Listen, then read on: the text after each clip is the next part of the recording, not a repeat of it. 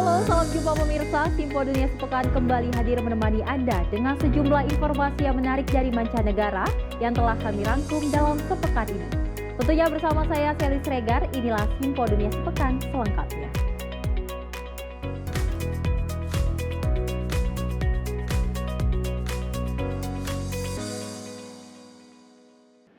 Dan pemirsa, kita awali informasinya di mana penelitian terkini melibatkan puluhan ribu survei atas populasi kupu-kupu di Amerika Serikat menunjukkan penurunan signifikan jumlah serangga ini yang sangat berperan dalam penyerbukan tanaman.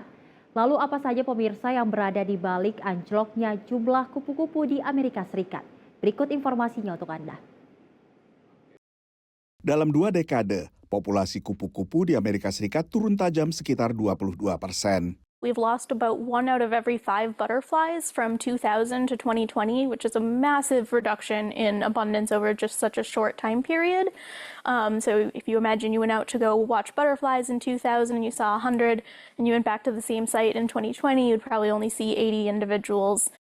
Peneliti memperkirakan ada 650 lebih spesies kupu-kupu di Amerika Serikat. Hanya 554 spesies bisa dipantau pergerakannya. We saw a lot of declining species in the Southwest, which is part of the U.S. that is heated up and dried out much more quickly than other regions. We think that drought might be kind of the culprit there in terms of southwestern butterfly declines. We also saw pretty strong declines in the Midwest. There was one of the Status of Butterflies working group members who did a separate analysis that found that insecticides, more so than any other driver, more so than land use change, more than climate change, insecticides really were the #1 driver of declines for butterflies in the Midwest. Berkurangnya populasi kupu-kupu tak hanya memukul keragaman hayati, tapi memiliki dampak ekonomi pada manusia. Butterflies were responsible in Texas for about $80 million of cotton pollination per year. That's just in Texas. So add that up across the world and, it's a significant amount of money. And so the bottom line is butterflies, they're still not as important as bees, but they are important. Menurut peneliti yang terlibat riset kupu-kupu ini, belum terlambat untuk membalikan tren risiko kepunahan. There's a lot of work on how habitat restoration and habitat management can really improve the outcomes for individual populations. And so, this study is national in scale. But when you kind of zoom in and look at individual populations, they generally are doing much better when they are when the habitats are being restored. You can make changes in your backyard and in your neighborhood and in your state that can really improve the situation for a lot of species. Yang ikut mendapat perhatian adalah kupu-kupu monarch alias kupu-kupu raja. Survei terkini mencatat jumlah totalnya mencapai sekitar 10.000 ekor, jauh di bawah populasinya pada 1997 yang mencapai 1,2 juta kupu-kupu. Peneliti menemukan bahwa sekitar sepertiga spesies kupu-kupu yang diteliti berkurang populasinya sekitar separuh. Lalu 22 spesies bahkan berkurang sekitar 90%. 3% dari seluruh kupu-kupu justru bertambah populasinya, jumlah yang relatif sedikit dibandingkan seluruh kupu-kupu yang ditelaah populasinya selama 2 dekade. Dari Washington DC, saya Nova Purwadi dan tim VOA. Pemirsa, program pemberian makanan bergizi bagi anak sekolah juga dilaksanakan di Malawi dengan dukungan Badan Pangan Dunia PBB. Dalam program ini pemirsa, bahan pangan dipasok petani setempat sehingga selain menghasilkan peningkatan gizi para siswa, ini juga memberikan pemberdayaan ekonomi bagi para petani. Pilirane Kwate adalah petani kecil di distrik Zomba di Malawi bagian selatan. Menurutnya, sekitar 5 tahun lalu, ia mulai mendapatkan lebih banyak uang dengan menjual hasil panennya langsung ke sekolah dasar setempat dibanding menjualnya ke tengkulak. Sika umene wanithandizaso ndapeza nawo ziweto monga ng'ombe ziwiri ndazipeza kuchokera ku nsika umenewo zimene zikundithandiza pa khomo panga komanso ku zinthu zosiyana-siyana palibe vuto lina lililonse. Pilirani menjadi bagian dari program pangan dunia PBB untuk pemberian makanan sekolah dari hasil budidaya setempat. Sejak upaya percontohan tahun 2012, program ini telah berkembang untuk mendukung lebih dari 800.000 siswa dan 35.000 petani di 11 distrik di seluruh Malawi. Provides farmers with reliable markets for up to 200 school days annually, boosting incomes and resilience. And it promotes dietary diversity, offering school children meals with ingredients from Malawi's 6 food groups. Para donor yang mendukung inisiatif ini antara lain Norwegia, Uni Eropa, Prancis, dan Islandia. Menurut para siswa, inisiatif ini lebih baik dibanding program pemberian makan sebelumnya yang hanya menyediakan satu jenis makanan. nthawi ya soyayo timadya phaya soya khakha pano pa homegrown litangobwera tikumadya phaya ngaiwa pena kumatiphikira futali mpunga mangungu pena matipasa mbatata yosakaniza ndi masamba. Program Pangan Dunia mengatakan inisiatif ini telah membantu meningkatkan kehadiran siswa di sekolah dari 77% menjadi 92% dan mengurangi ketidakhadiran siswa karena alasan kesehatan sebesar 11%. Tapi di beberapa sekolah, seperti sekolah dasarnya Cenda di distrik Sanje, tantangannya adalah keterlambatan pasokan. We use the smallholder farmers that lack a lot of resources, and because of that, the food comes to our school maybe with 2 or 3 days late. World Food Program mengatakan mereka sedang mengatasi masalah keterlambatan pasokan dengan membeli bahan makanan dari para petani di koperasi-koperasi di sekitar sekolah. Menurut para petani, inisiatif ini telah membantu mereka mendapatkan penghasilan yang cukup untuk membangun rumah. Sementara bagi para siswa, program ini menjanjikan masa depan yang lebih sehat dan cerah. Dari Washington DC, saya Helmi Yohanes dan tim VOA. Kita beralih ke informasi lainnya pemirsa, di mana berdasarkan data pemerintah federal, sedikitnya 5% warga dewasa Amerika Serikat mengalami gangguan stres pasca trauma atau PTSD dan angkanya jauh lebih tinggi untuk veteran perang Irak dan juga Afghanistan. Dan beragam program dikembangkan pemirsa organisasi advokat veteran, diantaranya melibatkan pelatihan anjing terapi. Heather O'Brien dulu adalah personel Angkatan Udara Amerika Serikat yang bertugas menjaga sebuah kamp tahanan di Irak. Kamp tersebut selain overkapasitas juga sering dilanda kerusuhan. When I got home, I just wasn't. I was just on edge all the time, and when I got out of the military, I just assumed that you're supposed to be on edge all the time as a veteran. Heather menjadi salah satu veteran perang yang akhirnya mengalami gangguan kesehatan mental stres pasca trauma atau PTSD. I deal with PTSD, pretty severe anxiety. I have some leftovers from a MST that happened years and years ago, and it's just makes me nervous to be around people. Just really on guard in areas that are open or crowded. So basically anywhere besides my house. Akhir tahun 2023, Heather mengadopsi anjing bernama Albus atas saran ibunya. Ia dan anjingnya menjalani pelatihan dalam program Dogs for Valor. A lot of times the veteran with severe PTSD is, homebound. They're isolated, they're very nervous, they won't make eye contact, some won't leave the house at all. And by the end of the service dog program, they're coming out with their dogs. Dogs for Valor diselenggarakan oleh organisasi advokasi kesehatan mental para veteran The Battle Within. Timothy Seibenmorgan telah 18 kali ditugaskan ke medan perang, dan keberadaan Rosie sebagai anjing terapi membantunya mengatasi PTSD. If it seems like I'm depressed or I'm down in the dumps, we're going to teach her to come and give me a hug or nudge on me. If I got too much anxiety, she'll rest her chin on my lap. Now I have more of a drive, I feel more outgoing, like I want to, do things because I'm happier, I guess. Kemajuan serupa dirasakan Mark Atkinson, seorang mantan marinir yang beberapa tahun lalu mengadopsi Lexi, anjing yang sempat menjadi korban penganiayaan. She's been through everything with me. Even when she wasn't a service dog, she made me feel normal. Get along with people and not as stressed, not have as much anxiety, or even if I do, Lexi's right there with me. Selain lebih bisa berinteraksi dengan publik, kehadiran anjing terapi untuk PTSD juga membantu hubungan para veteran dengan keluarga dan teman. Menurut pantauan Departemen Urusan Veteran Amerika Serikat, 1/4 lebih veteran perang Irak dan Afghanistan di Amerika mengalami PTSD. Pada saat yang sama, layanan kesehatan mental masih sangat terbatas. Pantauan dari kantor pengacara khusus veteran, Helen Ponton misalnya, menunjukkan hanya 8% para veteran memiliki akses ke anjing terapi. Dari Washington DC, saya Nova Purwadi dan tim VOA. Pemirsa, para ilmuwan di Kenya mengatakan mereka sedang mempelajari ulat asli Afrika Barat yang dapat mengkonsumsi dan mengurai plastik. Menurut pakar, cacing pemakan ini menghasilkan enzim yang dapat membantu mengurai sampah plastik. Tetapi dari para aktivis lingkungan mempertanyakan efektivitas temuan ini. Evelyn Wambui dan ilmuwan lainnya sibuk melakukan penelitian di laboratorium di Pusat Fisiologi dan Ekologi Serangga Internasional atau ICP di Nairobi.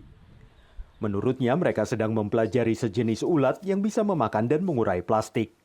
This insect is going to be of help because we've identified first it can consume the plastic, especially the styrofoam. And 2, it has a group of bacteria that is helping in the plastic degradation process. Evelyn dan rekan ilmuwan Chrysanthus Mbitangga termasuk di antara 4 pakar ICP yang ikut menulis laporan di jurnal Nature September lalu. The advantage with this insect is that it is native to Kenya and in Africa in general, compared to the other mealworm that has been described in other parts of the world, like the yellow mealworm. And so this makes us to have a home-based solution. And an insect that has adapted to our climatic environment has been able to survive and strive within the environment. Menurut program lingkungan PBB, polusi plastik adalah salah satu tantangan lingkungan terbesar yang dihadapi dunia. Ada lebih dari 400 juta ton plastik yang diproduksi setiap tahun, namun kurang dari 10% yang didaur ulang. Para ilmuwan di ICP sedang mempelajari cara mengumpulkan bakteri yang hidup dalam usus cacing dan mencari tahu apakah bakteri itu bisa digunakan untuk mengelola sampah plastik. Those bacteria can be harnessed from the insect, and then we do a scale up of, produce millions and millions of these bacteria that can be used to degrade the polystyrene waste. Namun sejumlah aktivis lingkungan tidak yakin temuan ini akan menyelesaikan masalah sampah plastik. We've only found insects that only degrade a certain type of plastics, polystyrene, PET, and we have a lot of forms of plastics. So what of the other forms of plastics? And also, once these insects have eaten these plastics, what is the byproduct? We are not saying that it's a silver bullet, but what we are saying is that it could be an integrated approach in plastic management, If you can bring down plastic degradation by 30 to 50%, that would be a very huge impact in terms of waste management in the continent. Menurut Jerans, cara terbaik mengatasi masalah plastik adalah dengan mengurangi produksinya. So you have a lot of problematic and unnecessary plastics like the sachets, the PET bottles, which we really do not need, which is like straws and the rest. We need to cut the production of those ones. Jerans mengatakan Kenya adalah salah satu dari 34 negara yang telah melarang penggunaan kantong plastik sekali pakai di Afrika. Sementara benua ini masih terus bergulat dengan masalah polusi plastik. Dari Washington DC, saya Helmi Yohanes dan tim VOA. Terima kasih pemirsa, Anda masih menyaksikan Simpo Dunia Sepekan. Kita lanjutkan informasinya di mana kegiatan sekolah di Amerika Serikat identik dengan keberadaan bus sekolah berwarna kuning yang mengantarkan jemput anak-anak. Namun modus transportasi ini pemirsa belakangan relatif tak banyak digunakan. Beragam alternatif dikembangkan para orang tua, termasuk rideshare alias taksi online khusus antar jemput. Camille dan Ismail El Amin adalah pasangan orang tua di Chicago, negara bagian Illinois. Secara rutin mereka menjadi sopir layanan berbasis aplikasi ponsel bernama Piggyback, yang artinya menumpang atau nebeng mobil orang. So Piggyback is really more than just the modern day carpool. We sort of call it the complete carpool solution. Every year, parents are going to be faced with, okay, school's about to start. this sports program is about to start, this art program is about to start, and there's a scramble of logistics. How are we going to get there? Which parent is going to be able to take them? Do we have to lean on grandma? Piggyback menghubungkan para orang tua yang putra-putrinya satu sekolah. Para orang tua bergiliran melakukan antarjemput berdasarkan sistem kredit. We leave our house around 7:15. We pick up one of our neighbors who also goes to school with my oldest daughter. We drop off my two kids who are in kindergarten and fourth grade at one school. We then keep going north about another 45 minutes to my oldest daughter's school. There are school buses that are taking children back and forth to school and home in some situations. We operate completely outside of any boundaries. Every zip code, every time frame, if there's a Saturday event, if there's a summer camp, we can have parents activate and be a resource to each other in any situation. Bus sekolah umumnya hanya menjadi antarjemput untuk satu distrik sekolah saja. Sementara kadang orang tua memilih sekolah yang lebih jauh dari rumah mereka. Menurut pantauan Departemen Transportasi Amerika Serikat, penggunaan bus sekolah relatif turun belakangan dibandingkan dekade-dekade sebelumnya. Angkanya mencapai 36% pada 2017 dan angka terakhir bahkan mencapai sekitar 28% dari seluruh siswa sekolah. Separuh lebih siswa sekolah kini diantar jemput menggunakan mobil pribadi. Di Lincoln Park, negara bagian Michigan, di pinggiran kota Detroit, ada layanan taksi online khusus sekolah bernama Hop Skip Drive. Hop Skip Drive is the company. I am a care driver. Most times it's afternoon, like 2:30, 3 o'clock dismissals, and you go to their local school, get them home. Berbeda dari piggyback, supir adalah supir profesional yang telah menjalani seleksi. I make it my point to make sure when they get into my vehicle, they know that I'm on their side. I'm going to get them home safely, and we're going to have a little fun too if they want to. Berawal dari gagasan 3 orang ibu di Los Angeles, California, layanan Hop Skip Drive kini telah meluas ke sedikitnya 13 negara bagian. Sementara piggyback di Chicago juga melirik ekspansi ke sejumlah negara bagian lain, termasuk Virginia dan Texas. Dari Washington DC, Nova Purwadi dan tim VOA. Sementara itu pemirsa, sekelompok pemuda Somalia melakukan pembersihan pantai secara mingguan di Mogadishu dalam upaya melindungi lingkungan laut negara tersebut. Mereka telah mengumpulkan 2 juta kilogram sampah selama beberapa bulan terakhir dan belum lama ini kelompok mereka meraih penghargaan. Anak-anak muda ini membersihkan sampah plastik dan sampah lainnya dari pantai di ibu kota Somalia, Mogadishu, sebagai bagian dari inisiatif bersih-bersih yang mereka mulai. Para relawan yang sebagian besar adalah sarjana konservasi lingkungan ini juga meningkatkan kesadaran tentang bagaimana polusi bisa merusak sumber daya alam yang adalah tumpuan warga untuk mendapatkan makanan dan pekerjaan. Rakia Hasan adalah relawan yang sudah lama bergabung. Waa isbuucii 167 yani maanayno ololaha nadaafadda xeebaha isbuucan waxaan ka qabanayna xeebta Lido. Waxaan ugu talagalnay inaan ku badbaadino deegaankeenna gudaha xayawaanaadku noogu jira inaan ku ilaalino. Kelompok ini mendapatkan penghargaan dari Arab Volunteer Award di Beirut, Lebanon pada April lalu. Abdi Salam Muhammad adalah wakil pemimpin kelompok ini. Hadda tiimkan ololaha nadaafadda waxay qayb galaan inay tagaan tartamo kala duwan oo runtii caalami ah oo international ah oo runtii oo daafaca caalamka inay qayb galaan ay kusoo guuleysteen bilad caalami ah. Para relawan melakukan perbaikan signifikan di pantai-pantai ini dan secara bertahap mengembalikan keindahan alamnya. Relawan komunitas Osman Yusuf yang pernah tinggal di kota-kota yang bersih dan berkembang baik seperti Berlin dan München mendorong para relawan untuk menegakkan standar kebersihan tinggi dan melihat pekerjaan mereka sebagai tujuan mulia. Maadaama annaga wadamo nadaafsan aan ka nimid dadkoodana ay nadiifiyaan ayaan dhalinta ku wacyigelinaa una sheegnaa u dhahnaa mar walbo war wadankiina nadiifiya oo ujeediin gadaasheeda hadda dhalinyaro yaryar ayaa taagan. Inisiatif pembersihan pantai oleh anak muda ini dipuji, tapi seringkali kurang mendapat dukungan dari pemerintah. Penasihat senior bidang pariwisata pemerintah Yasir Bafo menjelaskan, ini bukan berarti meremehkan upaya para pemuda, tapi karena fokus pemerintah lebih pada isu-isu mendesak lainnya. dadaalka ay wadaan dhalinyarada runtii waxaa ka maqan kaalinta dowladda hadday noqon lahayd inay dhiirigeliyaan ama ay abaalmariyaan loo sameeyo habeen gaara ama mudnaan gaara ama maaragtay si bulshada hortood loogu abaalmariyo. Para relawan ini juga menekankan pentingnya hubungan antara lingkungan yang bersih dan kesehatan masyarakat. Dari Washington DC, saya Helmi Yohanes dan tim VOA. Pemirsa, maskapai penerbangan nasional Kenya memproduksi bahan bakar solar yang dibuat dari limbah plastik guna menjalankan kendaraan bermotor di bandara. Menurut pihak berwenang, pemirsa, tujuannya adalah menyediakan bahan bakar yang lebih murah sembari mengurangi polusi sampah plastik. Pembuangan plastik yang tidak terkendali di Kenya sering meningkatkan polusi dan limbah di lingkungan. Sebagian besar plastik ini berakhir di tempat pembuangan sampah. Namun Oktober lalu, maskapai penerbangan nasional Kenya Airways meluncurkan proyek untuk mengubah plastik menjadi bahan bakar. Plastik dicacah dan dimasukkan ke dalam wadah ini.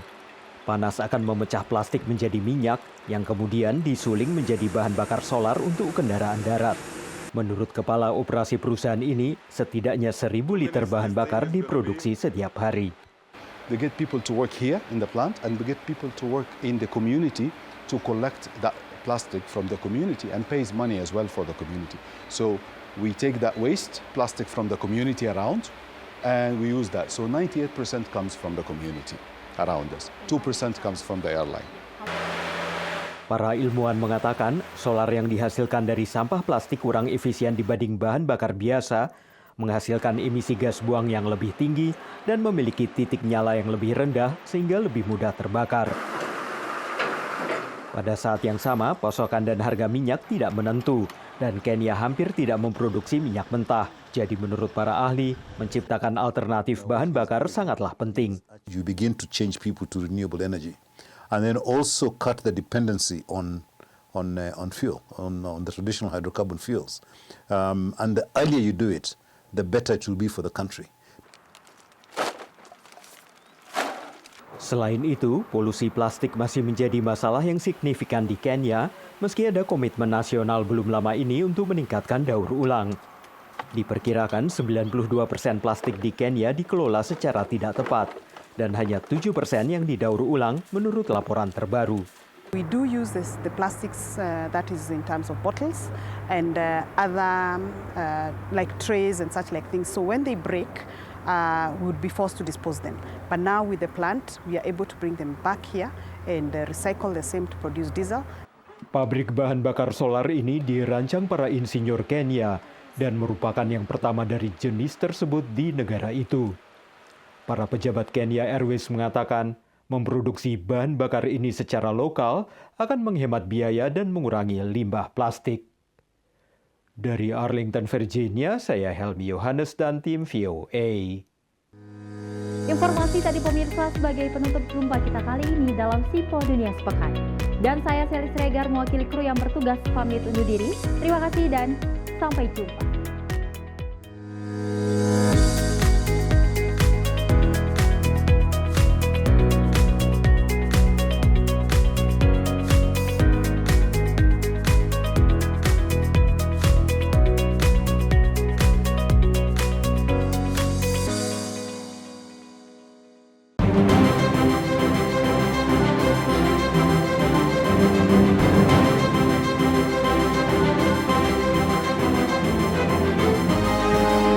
Simple TV, News, Sport, Entertainment.